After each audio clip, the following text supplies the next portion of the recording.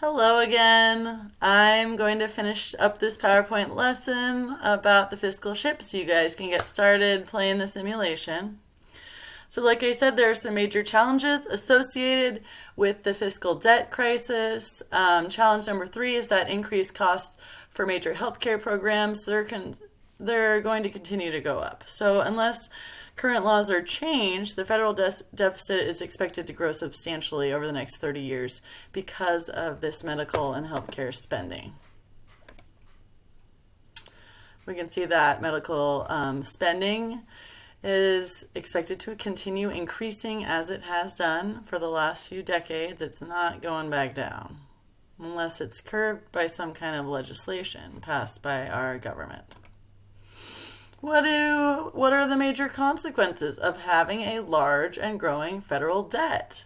Well, there are some significant negative consequences.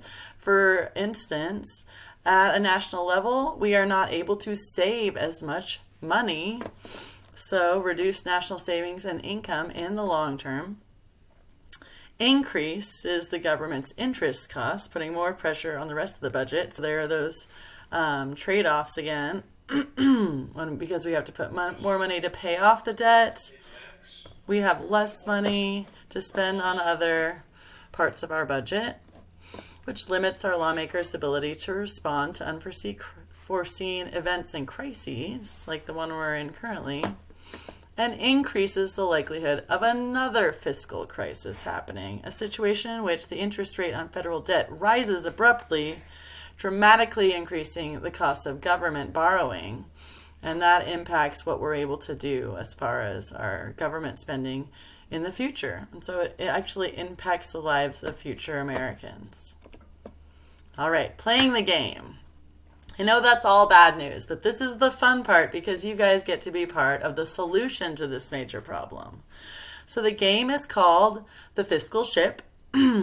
You can find it and play it at www.fiscalship.org. You don't need to join a class or anything. You just play it on your own, and you're going to do some summative questions at the end to let me know, did you meet your goals? What did you find challenging about it, right? What unforeseen events happened that impacted your objectives? So this is the website. Before we begin the simulation, playing the simulation, you have to set some governance goals. So that's the next sheet of your handout. If you look at it, it outlines and explains the different governing goals that you can choose. Okay, so you can look at that set of your handout. That's page 3 of your handout. You can look at that page. Along with this, you're going to select 3 out of the 10 possible goals. So you choose any 3 you want. And you can work on this in pairs. You can play this together with a friend in the class if you'd like to. As a class, I was going to have us play it in pairs because, of course, governance is not something you do on your own. It's something that you do collaboratively with other people who have similar goals and similar ideals for our country. So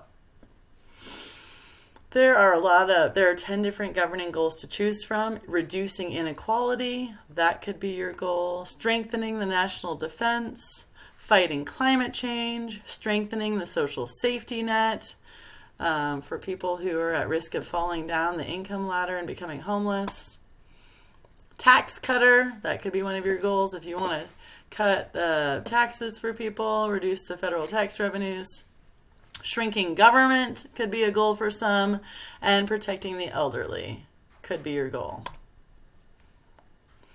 You can also choose investing in the future for future generations, things like education and infrastructure and research, being a fiscal hawk, making sure we're not going into more debt in the overall economy, reining in entitlement spending is a possibility. You and your partner choose 3 goals. Which goals did you choose and why did you choose these goals? So you need to explain that to us at the outset before playing the simulation.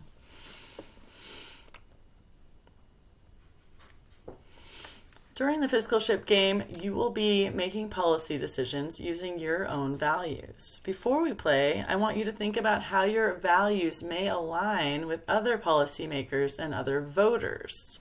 So which of the following groups do you most closely align with? And this is where government and economics kind of mix together. And of course, I love teaching both of these classes because they overlap and reinforce each other. So centrist, conservatives, and progressives. If you're a centrist, your goals may be strengthening the national defense, investing in the future, and reining in entitlements so that our debt and spending doesn't get out of control. If you align with conservative political views, your goals might be as such: reining in entitlements for the elderly, shrinking government, because remember, conservatives want to keep big government in check. They don't want government to keep growing. And tax cutters, so reducing the tax burden of individual citizens.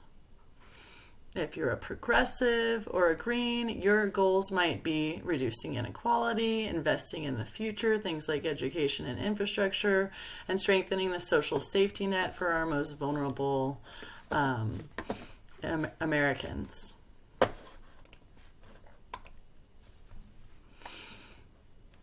Okay, so as you're playing the game, you're going to be evaluating different policy options, and you'll do that by adding a plus or a minus to those options. So it's pretty simple. As you get started with it, you'll understand how to play.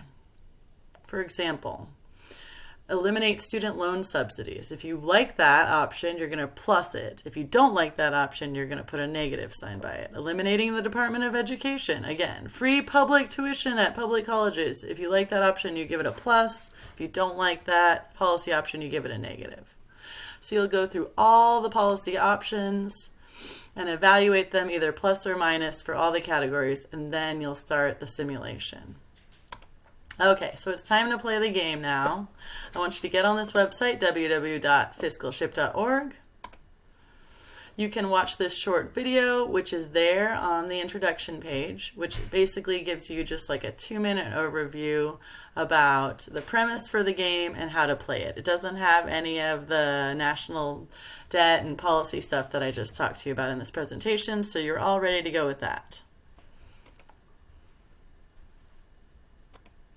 Okay, so after the game, after you've played the whole simulation and you've either succeeded or failed at achieving your policy governance goals, you're going to answer these post-game class discussion questions for me on a separate Word document and either email them or upload them to the Teams page when you finish with this assignment.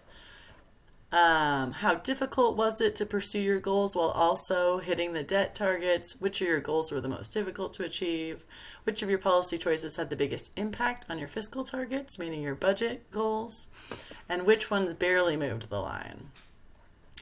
So it's just a little reflection after you finish the simulation. I think you guys are really going to like this online simulation. I thought it was super fun when I played it with my economics department team. And then we'll get to talk about it next week in maybe one of our live Zoom sessions. All right, well, have fun, shoot me a chat or an email if you run into any problems, and I'll see you on the other side of the game. All right.